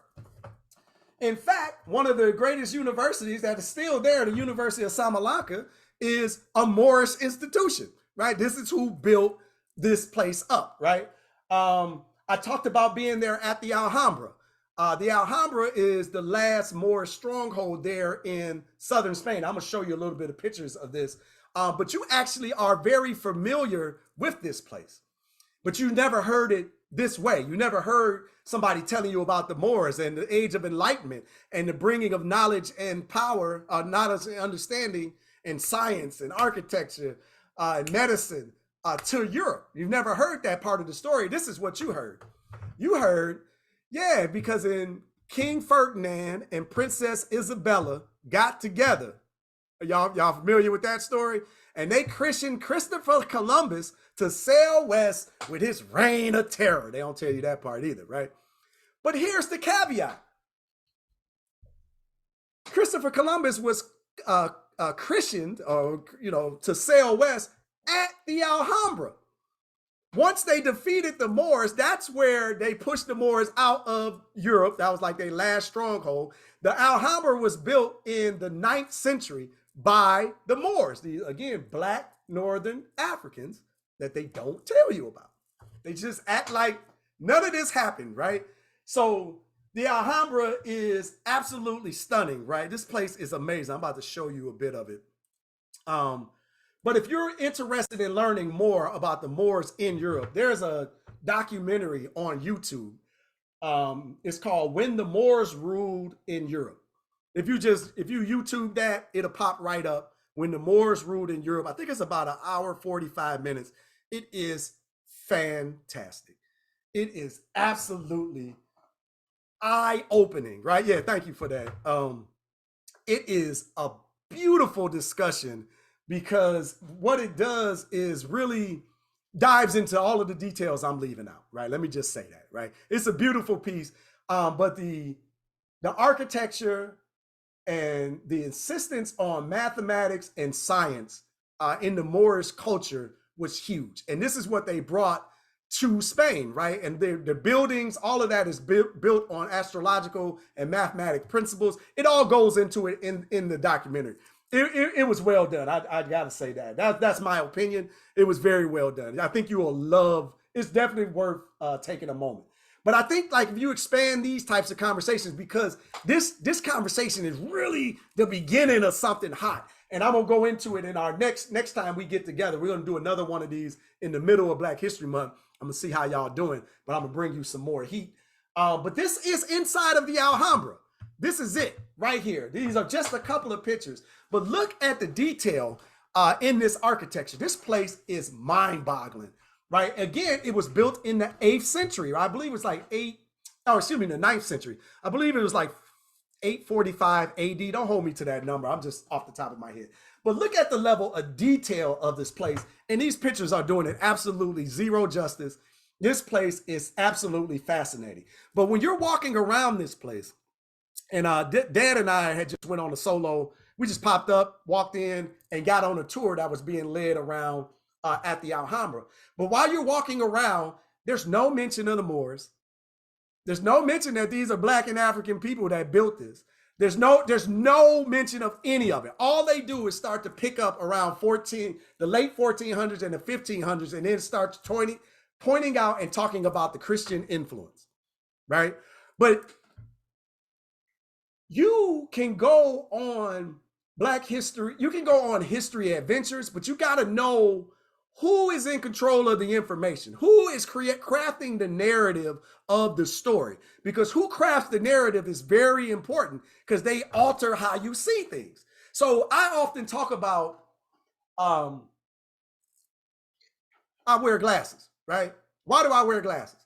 So that I can actually see, right? I wear glasses because it alters how I see things, right? It allows me to see. Your understanding of history alters how you see things. The history that you take in puts a frame on your brain. You can look at it like glasses. It puts a framing on your brain and controls how you see the world. This is why history is important, not only for yourself, but for your children and your grandchildren. Because if you don't craft the appropriate narrative, they're going to see the world how the European educational system wants you to see the world. And this is wonderful for little European children. They do it because you center yourself in the experience of life and history. Wonderful for little European-based children. Terrible for African and African-centered people. You go into China, you don't get a European version of history. You go into India, you don't get a European version of history. Why in the world do you go into Africa, you got a European version of history? In America, we get a European version of history. We're not centered in these stories, right? This is the critical information and why we have to start seeing this as it's the most important job that you have, is to reframe how yourself and your children see the world, right? All right. Let me keep going a little bit. Let me keep going a little bit further, right? Um, but that actually let me stop, right? That's right. Because next time, this is where I'm gonna pick off. So I think it's Jasmine, correct me if I'm wrong. Is it February 15th? I believe February 15th, we're gonna have our next workshop. And I'm February 19th. Thank you. I'm gonna pick up right here in this story, and I'm gonna talk to you about my dual citizenship journey. I'm gonna bring that up.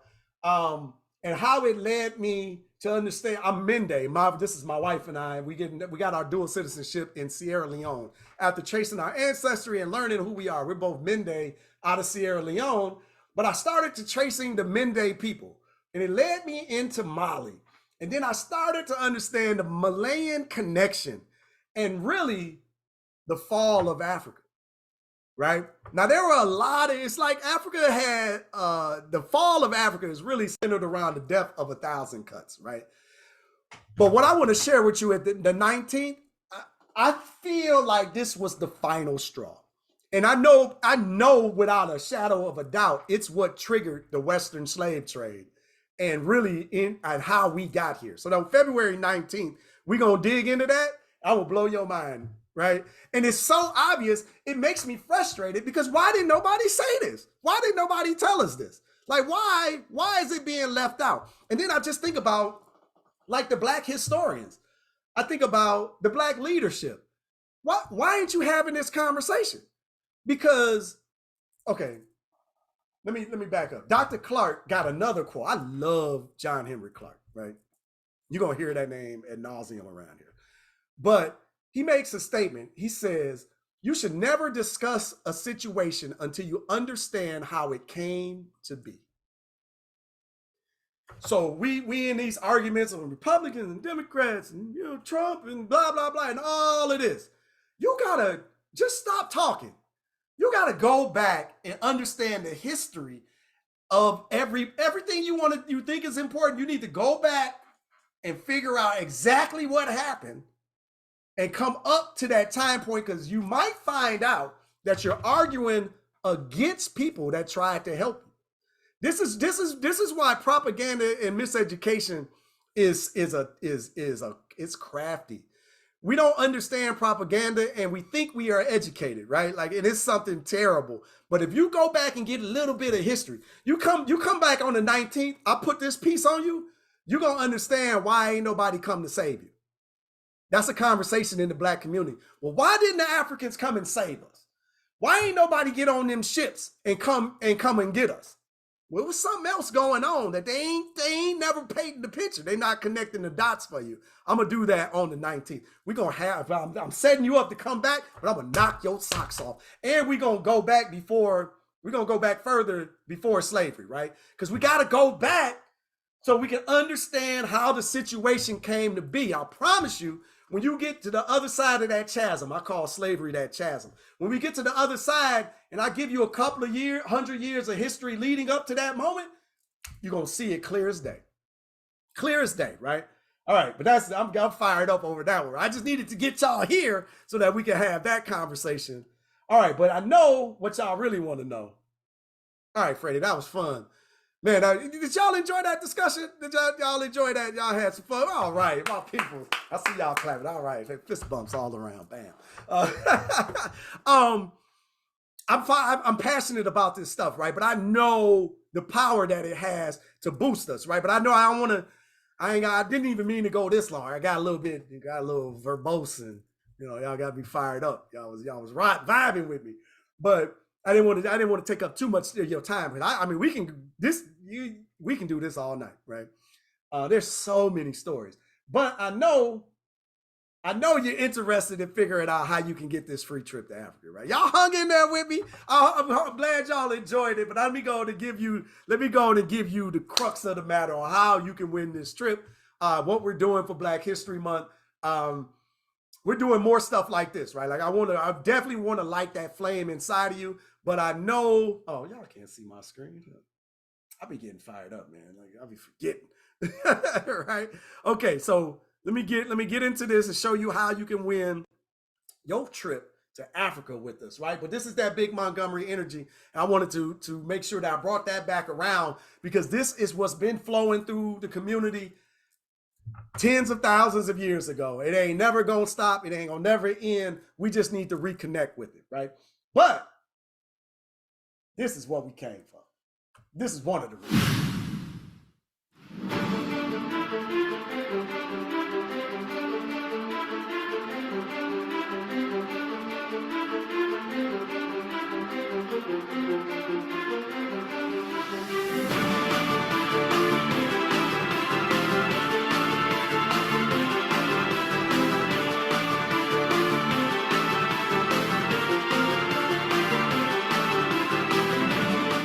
So that was us having that experience inside of Ghana. So the cat's out of the bag. The trip that we're giving away is to Ghana for our Black History travel experience. But here is the caveat. Here's the catch. And I'm glad it was more than you thought, Myrtle. All right, good, good. I love it. Powerful presentation. I'm glad y'all enjoyed it. I'm telling you, come back on the 19th, though, because if you like that one, I'm about to really light you on fire. Because when you figure this out, boy, you about to lose it. I'm telling you. My genealogy, yeah. Oh, Takar people, yeah, out of Cameroon. I love it. I love it. My father, tracing my father's father takes us back to Cameroon, and we the Bamileke people out of Cameroon. I believe I'm saying that right. I haven't dug into that part of the history yet, like I did for the Mende people, right, out of Sierra Leone. And that dual citizenship journey, y'all got to come ride with us. But check this out. Not only do you have a chance to win a free trip to Africa with us, we're going to Ghana, $5,000 value. There's only going to be 1,000 entries, right? So it's not like it's going to be 25,000 people you got or 100,000 people. It's going to be 1,000 entries. So you got one or more than one. I'm going to explain that in a second. Chance in actually winning this trip. Give me give me Ghana in the comments if you be interested in going on this journey with us, right? Anybody. Maybe they don't want to go. Okay. Evelyn, you're welcome, Evelyn. Yeah, thank y'all for being here. I do appreciate y'all being here, man, because I love this stuff. I think you can kind of tell I get pretty excited. Ghana. Let's go to Ghana, right? It's only going to be 1,000 entries, so here is how you get your opportunity. Bam, let's go. What we're doing is we're offering our deck of Black History flashcards in a bundle. If you... It's an exclusive bundle. This is our Black History Month special. This is what we're doing. And if you already got the flashcards, hold on. Just hold on. I got something for you. But there's the link right there, urbanintellectuals.com/Black History Month 24. You can take that opportunity to get our exclusive 5-deck bundle of our Black History flashcards. There's 52 cards in each deck. Picture information on the front. There's simple bulletproof pointed information on the back. But let me get into the details. Volume 1 is a general history deck. We're off the beaten path inside of Urban Intellectuals. I'm going to say this. Y'all can fight me if you want to. Martin Luther King Jr. is not in Volume 1 of the Black History flashcards. Nelson Mandela is not in Volume 1 of the Black History flashcards. And folks sometimes lose their mind over that. But like I started, we always get them. We always get them people. Every year since you've been in school, they done beat Martin Luther King down. And there's no disrespect to the brother. But we just feel like there's so many more people to be discussed, right? I didn't want to put Barack Obama in there, to be honest with you. But I think they would have destroyed our company if we would have did that, right? So the good brother is in there. But check it out. Volume 2 is all Black women. So there's 52 Black women because who is silenced in history more than women? Right? I'll wait. Don't worry about it. We're not talking about Black women. We ain't talking about Indian women, Chinese women. Like women are often in the shadows and hidden. So at Urban Intellectuals, we wanted to make sure that we were highlighting the work of the sisters, right? So there's 52 Black women, phenomenal Black women inside of that deck. The STEAM series is volume 3. So this is science, technology, engineering, arts, and mathematics. Very proud of that series. Volume 4 is before 1492. So we start about 35,000 years ago and come up to 1492. Why? Because we got to get on the other side of that void. right, of slavery and start to not truncate ourselves from our history. Volume 5 is an Afro-Latin and Afro-Caribbean series. Why? Because we, Black and African people, are a global people. And it's time that we start to have this conversation. Oh, I love that. Claudette Colvin. Yeah, Claudette Colvin is in this conversation. She is in the flashcards in volume 1, right? Rosa Parks is in volume 2. We ain't put her in 1, right? But it's beautiful. So here's the deal. We're giving 50% off. So for just $62.47, free shipping, we'll send you all 5 decks of the Black History flashcards included. If you already have them, you got a couple of them. Listen, these are great gifts for Black History Month. These are great birthday gifts, Christmas gifts, Kwanzaa gifts, Juneteenth gifts. These are just excellent door prizes, door giveaways, a beautiful thing. Great question. How many cards come in each deck? 52 cards come in each deck. So 52 times 5 is 260 people, places, and things inside of just our Black History flashcards, right? And again, we have 18 physical products that we offer centered around Black history and culture. I'm going to show you a little bit more. But hang with me. Let me get you to your how you win. As they say, but wait, there's more. So just for $62.47, we'll give you all 5 of these with free shipping. But that's not it, because we're going to give you some more. How about free access to 6 pre-recorded UI Sankofa Black History classes called Loving Ourselves, Our History, and Our Culture. So this will be access to 6 of our classes that we teach real Black history inside of Urban Intellectual. So this is what we're tossing in for free. But guess what? There's more. How about we just give you a little bit of cash, right? So $10 store credit as our way of giving back to for you to the Urban Intellectual store. How about a $100 voucher if you decide to travel with us in the Urban Intellectuals travel movement over the next year, right? Decide to jump in. Whatever our discount is that we're giving, if we're giving one, you can get an extra $100 off of one of these trips just for purchasing this particular bundle. And then how about a free entry, exclusive entry into our trip, into our raffle, where it's only going to be 1,000 entrants into this. And Jasmine or Ian, give me a quick comment. Do they get the bonus? Do they get the bonus raffle ticket? I'm gonna say yes. Yeah, there we go. All right. I was going to say yes anyway. That's what my team fears, y'all, that I just be promising stuff and then they got to honor it. But yeah, Jasmine, you know. But if you show up and you go ahead and grab this deal, we're not only going to give you 1 entry into the raffle, we're going to give you 2 because you showed up here tonight and you engaged our history and our culture here. So we're going to give you a double entry. So you get 2 tickets for joining tonight, right? So this is the bundle, all for just $62.47 plus free shipping. You get the 5 decks of a Black History flashcards, Loving Ourselves, Our History, Our Culture deck, $10 store credit, $100 travel voucher, and 2 free entries into our raffle if you purchase tonight. There we go. Thank you. If you purchase tonight by midnight, you'll get that second one for free. If you purchase tomorrow or anytime during Black History Month, you will get the 1 entry. And we are going to reveal the winner on February 29th. Jasmine, there you thought I was going to say it.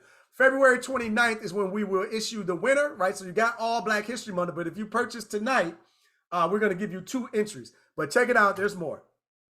I know what you're thinking. Freddie, I already got your flashcards. How many of y'all was thinking that? I already got them all. I love them. I appreciate it. I'll buy the deck and maybe give it away. But, you know, it would be nice to get something different. How about we heard from the first workshop, people saying that. So we added an alternative offer, right? There we go. If you already have the flashcards, this is for you. This is the part for you. I added an alternative offer. So when you click it, you're going to see, I was thinking about that. Yeah. And you're going to see 2 offers. You're going to see that flashcard offer. But then there's going to be a second offer. Do you email bonus gifts to us? Yes. The Loving Ourselves, you'll get that. You'll get access to that. So you'll get a login and password to get that. Yes. Bam. Immediate after purchase, you will have that. But check it out. So we are doing a game pack. So I mentioned we have a bunch of different Black history and culture-based products. So we're putting together a game pack. So inside of this bundle, you will get, you see, you can follow along there. Number 1, our Black history playing cards. You'll get the Black edition. You get You Better Not Say 80s and 90s version, and then 90s and the 2010s version, the double pack, you get Black History Steam Bingo available as well, which is a full-fledged bingo game that utilizes Black history and culture. And then you'll get our Black History Matching Pairs, or you probably know it as a memory game. All of that in a bonus, all of that in a bundle. And plus the bonuses there are $10 cash back store credit and one entry into our free trip to Africa, a $5,000 value. But you can get all of this for $69.89 plus free shipping. Again, another 50% savings. So this is in response to people who have already got our flashcards, or maybe have already bought enough for gifts. You're looking for something different. You can absolutely take advantage of this. When you click the link, urbanintellectuals.com/Black History Month 24, you'll see those options. So you can get the first bundle with the flashcards, you can get the second bundle with the games, or you can get both of them. They'll be available for you as well. But again, there's only 1,000 entries into this, right? 1,000 entries into this. So you got, I mean, if you, there are like upsells that you will see. If you buy additional things, we'll give you additional raffle tickets, right? So on our first night, a young lady ended up with 5 entries into the raffle, right? And she was really excited about that. Can you use the $10 on the second bonus pack? I believe it's your second time you come back and purchase. That was a good question, Barbara. Nice try. That was nice. That was well played, right? Yeah, team, correct me if I'm wrong, right? But I believe it's on your second purchase, right? So when you come back to the store, you can use the $10. I already have cards. The new 24 calendar was delivered today. Hey, Mary, all right. I love that calendar, right? 365 Black Facts calendar. I believe there's only like 15 of those left if somebody's interested. But yeah, so this, again, there's only 1,000 entries into this, but it's going to be your chance to be like this young lady on our Black History Travel Experience to Ghana. Check this out. In America, my name is Crystal Taylor, and I was born and raised in East St. Louis, Illinois, and currently live in the south suburbs of Chicago. But just now today, I have been given my Ghanaian name of Adwa Mansa. It's Adwa Mansa. Mansa. Adwa Mansa. Mansa. Adwa Mansa. Mansa. And today, when I saw what was going to happen on this trip, I knew that this would be the moment that would break me.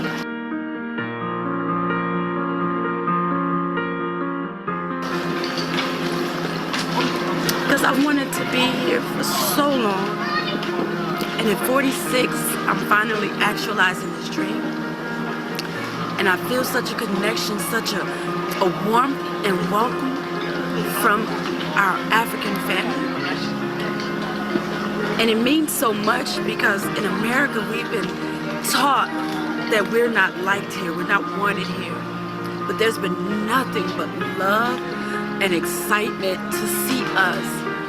And today to be given my name from the village chiefs, I can't explain how it feels. And I can't stop crying because it feels so good. Because I feel so loved here.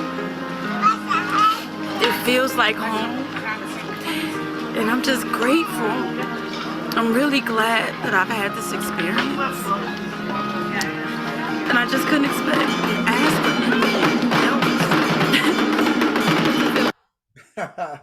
else. That's my wife there sharing her feelings and the experience after the. In America, my name is Crystal. There we go. Oh, come on. Oh, that's the other one. Hold on. Jasmine, I need a lesson on how to work this. Okay. Yeah, that was a little bit of a trip. That's my wife actually sharing her experience going through the naming ceremony there in Kumasi, Ghana. We take a domestic flight up into the center of the country. It's a beautiful experience around. But check this out. Here's a little bit more.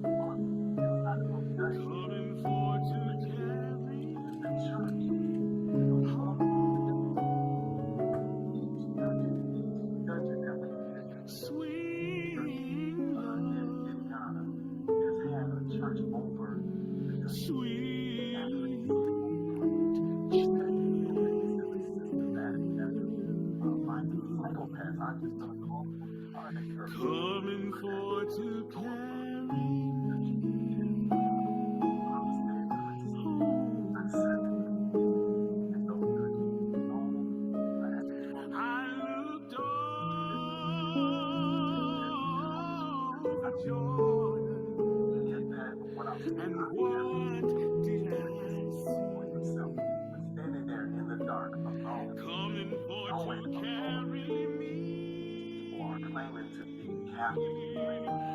To follow the word of God. How could someone decide to do anything like that? The individual. And praying to God, wow, know your country, chapter, animal. Only a psychopath would do something like that. And that's just the word that I'm taking away from this experience this week. Is they had to be psychopaths. I'm not cleaning it up. I'm not calling no one no slave master. I'll call them what they are. They are psychopaths. Anyone that supports that effort but tries to talk around the truth or the subject or rationalize it, you're a psychopath as well. And I didn't mean to like get all off into too much, but I wanted to take a moment to call to the global African diaspora to come on home, to come and witness this for yourself, to see it, to smell it, to even taste it. It's just such a presence that you have to experience that no words can really do it justice. You have to experience this for yourself. We got to tie the knot. Right? The ancestors were taken away through the door of no return. That door felt that anxiety, felt that pain, but we were able to return. Right? They weren't able to return physically, but the manifestation in their children's children, grandchildren, right, are coming back home to tie that knot. Powerful, powerful experience. I promise you, you will be forever changed after you have this experience. It's really is a beautiful thing. But let me just right quick. So bam, here we go. 6247 get you a free raffle entry. All 5 decks of the Black History flashcards. Loving ourselves, our history, our culture. Courses, $10 store credit, $100 travel voucher to be used in the future. All with Urban Intellectuals, again, giving away this $5,000 trip to Africa. You got any questions? You can drop them in the comments below. I'll stick around and try to answer as many as I can. But if you sign up tonight, by midnight Eastern Standard Time tonight, bang, right? Start Black History Month with a bang. You get an opportunity. You get 2 entries, right? We're giving you a bonus entry as well. I would love African clothes. Oh my God, the shopping over there is great. I should have had that involved in this too. But check out just a couple of the quick testimonials of what people had to say about this experience that you can win with Urban Intellectuals.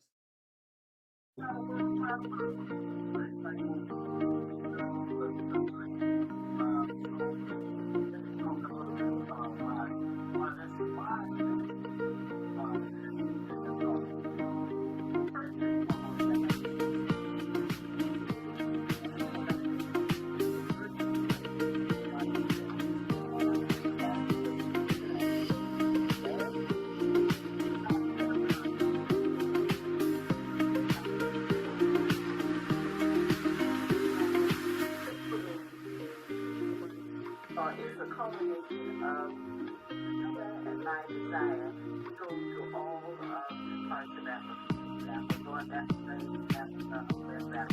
I see some people saying they can't hear. Is that, do they need to turn up their volume or can the rest of you hear? Somebody give me a yes in the comments if you can hear. I paused it right now, so that's that. I'll let it keep playing. This was to West Africa. My mother died ago at the age of 101, and Africa had always been a part of her life from the age of a child because her church would send missionaries to Angola, and she went to Talladega College, who has the Amistad mural in the center of the library, and it's very important to her as she grew up. She always said she wanted to come to West Africa.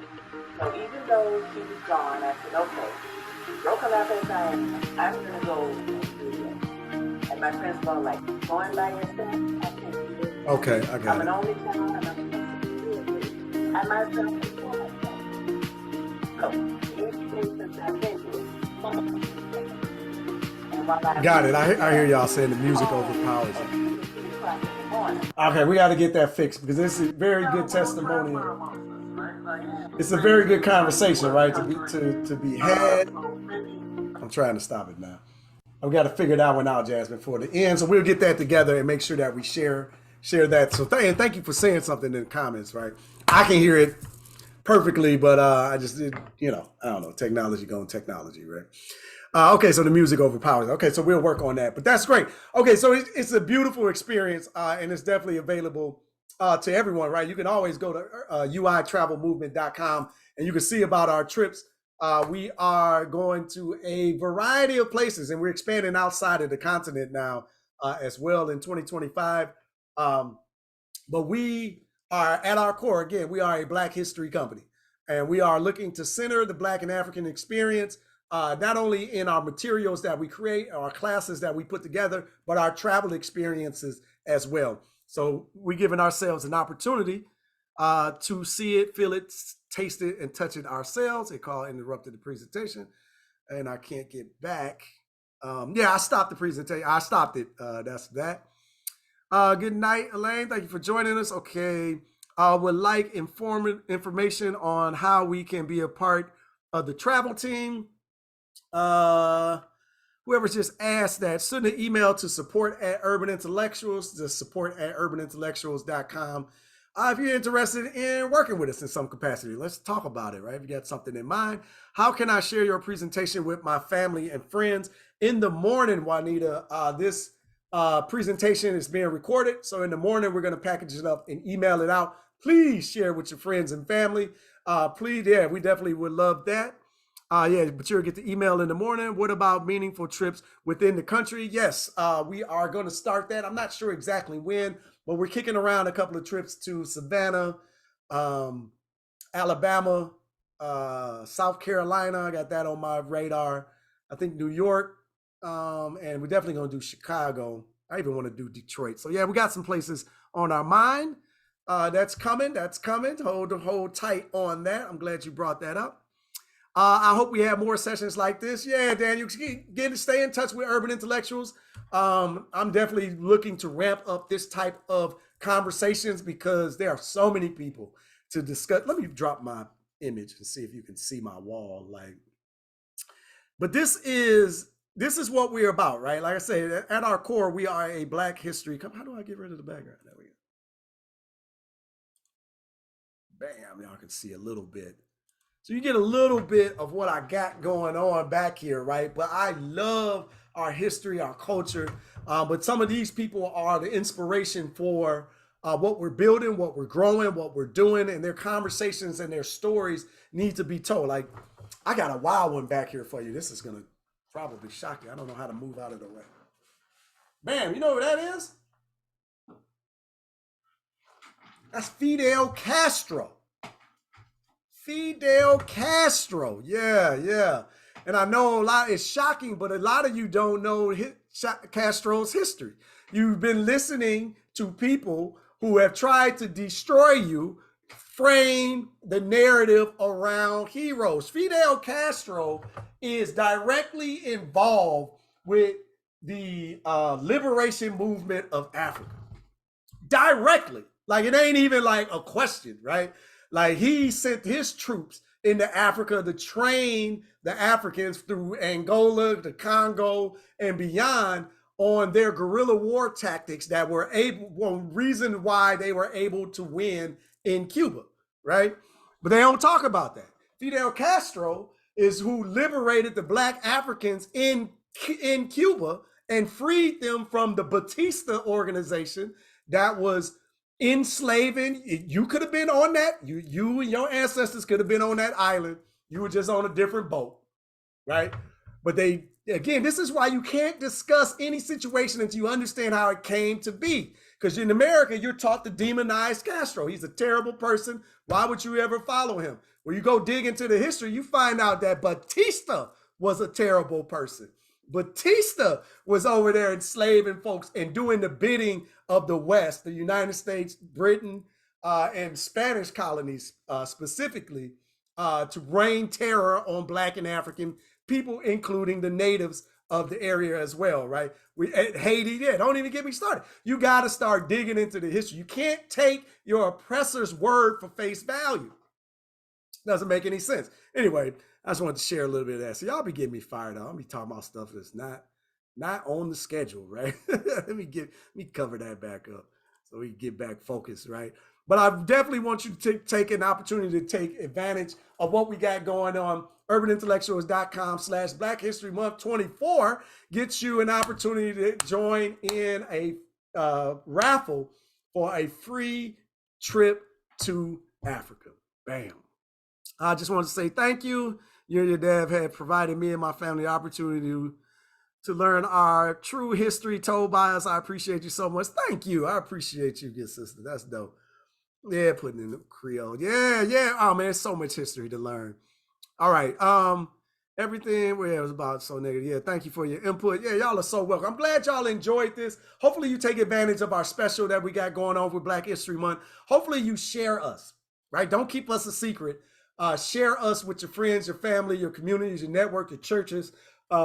If you need me to come out during Black History Month, I'm willing to come out and speak to any organizations to do some more of these stories that I have already packaged up and get people fired up for our history and our culture, right? It's the greatest motivational story never told, right?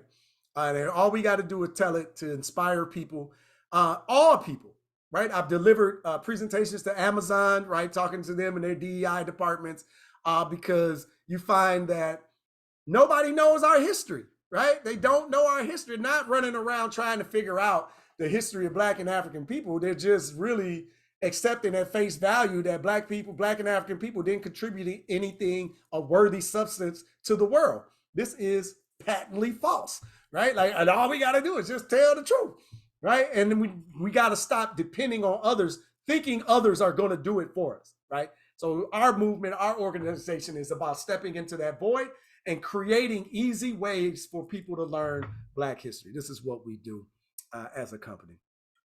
Freedom fighters in Africa against European colonialism beyond Nelson Mandela. Yeah, here's a story. Here's a quick story. This is why it's dangerous for me to be on here, just freely fielding questions.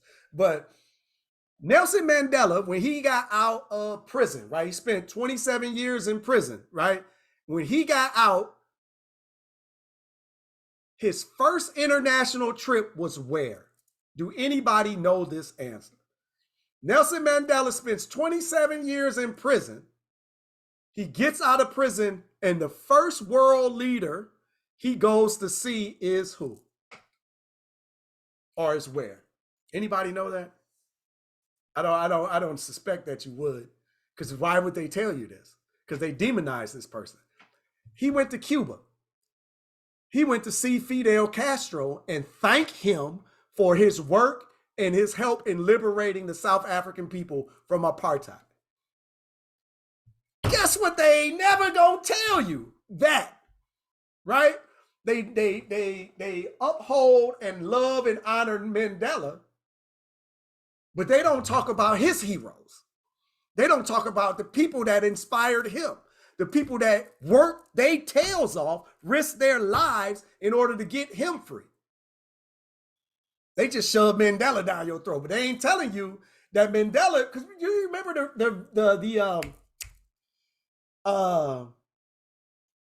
the interview. I forget the interview. Oh, I'm gonna have to bring this. Oh, I'm gonna have to post this now. Yeah, but he's talking about, they basically asked him to throw Castro under the bus. And he basically said, my enemy's enemy is my friend. And I ain't got nothing to say. Just because you got beef with them, that don't mean I got beef with them. Right? But they don't tell you these stories. This is why we got to go figure it out ourselves. You can't be listening to people that oppress you about history. They lying. Like they just flat patently lying. Don't get mad at me for knowing the truth, right? And saying it, right? But Cuba, oh yeah, and if you ain't figured it out yet, yes, we're gonna go to Cuba. Yes. Yeah, the history, the culture, the Black history, the African culture there is strong. I've been to Cuba personally, but I want you to go. Patrice Lumumba is one of my favorites. And I got a great story. I got his story is so enlightening, right? It's so enlightening because what's happening around him during that particular time and what the United States was doing over there in the Congo. It wasn't just Belgium. It wasn't just the bastard Leopold, right? They call him King Leopold. They don't even they shove Hitler down your throat because Hitler killed what 5-6 million Jews or something like that.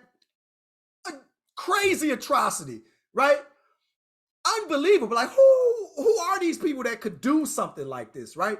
So he should definitely be demonized. But you know they honor Leopold.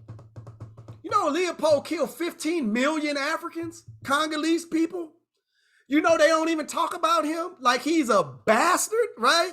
You know Rhodes. You know black folks bend over backwards for the Rhodes Scholarship. Rhodes Scholar, that's what I really want. Do you know who Cecil Rhodes is? Do you know that history? Do you know who these people are? Do you understand the spit in the face for them to make you love and honor these people? That if they had an opportunity to slit your throat, they'd do it and go to lunch and wouldn't even think twice about it. Step on you like an ant. And they got you loving and honoring these people. We got to wake up and start to understand that people that oppressed you for hundreds of years are not doing you any favor by teaching you history and culture. They are miseducating you, and they are getting you to love people who destroyed you.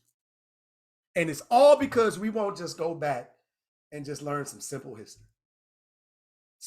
You ain't got to be a scholar. You don't got to know as much black history as I do.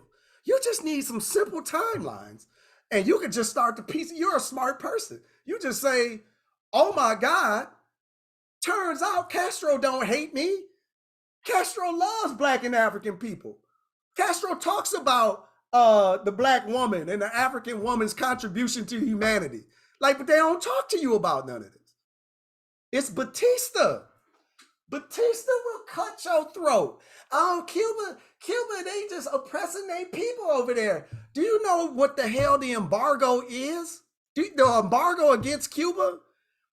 The United States and the Western world told the rest of the world, anybody that trades with this island, we cutting you off. We cutting you off. You can't do nothing. So they tried to starve, and they basically tried to starve the Cuban people and break them. And they couldn't. This is why when you go to Cuba, it's going to look like 1950s, because that's when they froze them out of trading with the world. But this little island stayed, and they just cannot crush them. And of course they don't got all the amenities. They've been cut off from trade in from the world by a world power, the United States, that's 90 miles away from the country. Now, I'm not validating why they did it, whatever, because I know Cuba got into bed with Russia. So you got to know the history on what's behind it all. They're not just mad because Cuba kicked out all the American companies. Castro kicked out all the American companies. They confiscated the land. They confiscated the machinery. They confiscated the buildings. They kicked out the mafia. They stopped allowing all of this illegal activity that was happening in Miami, that was going down in Cuba. They had to move all that illegal stuff back to Miami. I ain't going to go into all of that. But they kicked some folks out. You got to know the history. You got to know the history. This was the best 2 hours I ever attended. Hey, somebody screenshot that. Let's get that. I love it. Thank y'all, man. And listen, I don't want to go. I can't keep going because y'all, you see, I'll just keep going. But because at every turn, there's so much history and culture available at every single turn. So I'm going to stop.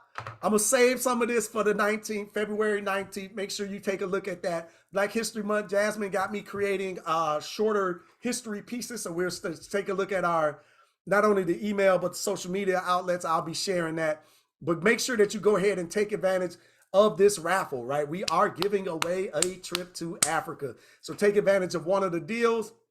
But stay tuned and stay locked in with us because I love sharing this information. It's empowering, it's enlightening, and it's the difference between eyes wide shut and eyes wide open as a people in a community. So I appreciate y'all. Hey, thank you. Yeah, I'm getting there. Yeah, Black Music Worldwide. Thank you. I appreciate all of y'all. One more time, Jasmine, drop the link. If you sign up by midnight Eastern Standard Time tonight, you're going to get an extra raffle ticket into our link, right? post the Facebook page. Can y'all drop that as well? Got my order in. Thank you, Myrtle. Appreciate you. Good luck with your win. Still trying to put my mystery puzzle together. Hey, that mystery puzzle was something, boy. Make sure you email me with the everybody's gonna get emails leading up to the 19th and the 29th as well. Got my order in. All right, David. Yeah, appreciate y'all. Thank you for spending the evening with me. Sorry I got off track a little bit. I'm blaming it on my passion, not on my heart. Right. And sorry for taking so long, but I thoroughly enjoy these conversations and getting an opportunity to share this history and knowledge with y'all. Stay tuned. I'm going to be sharing a bit more. Like I said, we always got something going on. Join our Facebook groups. Y'all are in the emails. Let's stay connected, man. This is important work. We're doing important work right here as a company. You as a stakeholder in your family and your community, we're doing important work together. This is what the revolution looks like.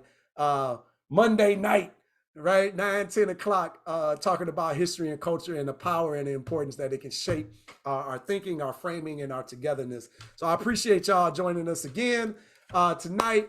Let's keep that big Montgomery energy going. Check your emails in the morning. Hopefully you sign up by midnight Eastern Standard Time tonight. But until next time, love, peace, and Black Power, good people. I appreciate y'all. Good night. Thank you, Jasmine and Ian, for y'all participation tonight. I appreciate y'all help as usual. But yeah, good night, everybody.